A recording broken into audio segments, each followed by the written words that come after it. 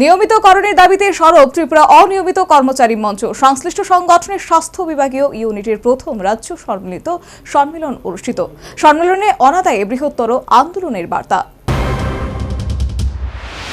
রাজ্যের বিভিন্ন দপ্তরে প্রচুর অনিয়মিত কর্মচারী কর্মরত। এই সংখ্যাটা প্রায় 40,000। রাজ্যে বিভিন্ন দপ্তরে কর্মরত অনিয়মিত কর্মচারীরা বিভিন্ন দাবি দেওয়ার ভিত্তিতে তাদের লড়াই অব্যাহত রেখেছে। এর মধ্যে তাদের অন্যতম দাবি হচ্ছে চাকুরিতে নিয়মিতকরণ।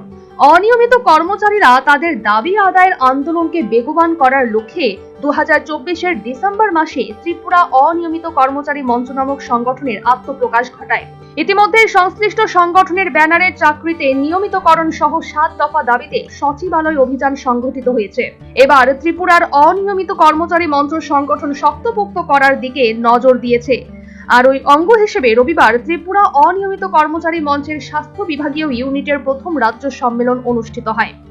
রাজধানী আগরতলার AIMA হাউসে অনুষ্ঠিত এই সম্মেলনে বিশিষ্ট অ্যাডভোকেট পুরুষোত্তম রায় বর্মন, ত্রিপুরা অনিয়মিত কর্মচারী মঞ্চের যুগ্ম আহ্বায়ক রতন দেবনাথ, নেতৃত্ব মৃন্ময় চক্রবর্তী সহ সংগঠনের অন্যান্য কর্মকর্তারা উপস্থিত ছিলেন। আজকে আমরা স্বাস্থ্য বিভাগীয় ইউনিটের প্রথম সম্মেলন যে সম্মেলন করব।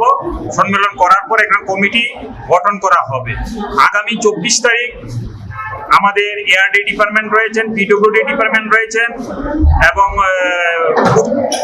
ইলেকট্রিক ডিপার্টমেন্ট রয়েছেন এবং হ্যান্ডলুম ডিপার্টমেন্ট রয়েছেন।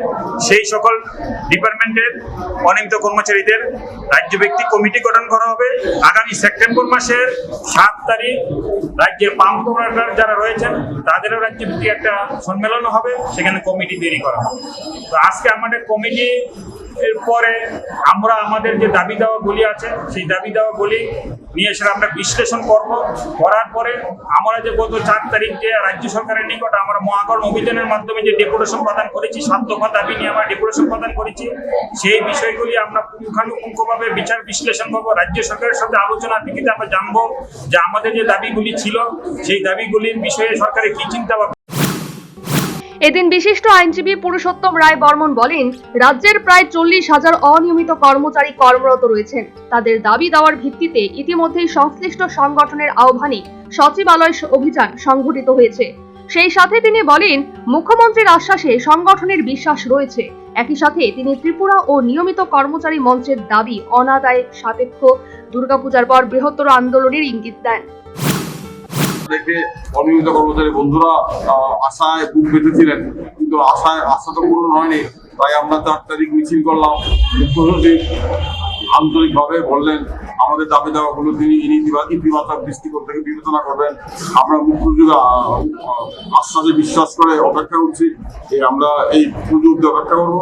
তারপর যদি কোনো ইতিবাচক সাড়া আমরা না পাই তাহলে আমরা আবার আন্দোলন নামবো। এখন রাজ্যে প্রায় 40,000 বিভিন্ন স্তরের অনিয়মিত কর্মচারী আছে। সর্বোপরি নিয়মিতকরণের দাবিতে সরব ত্রিপুরা অনিয়মিত কর্মচারী মঞ্চ।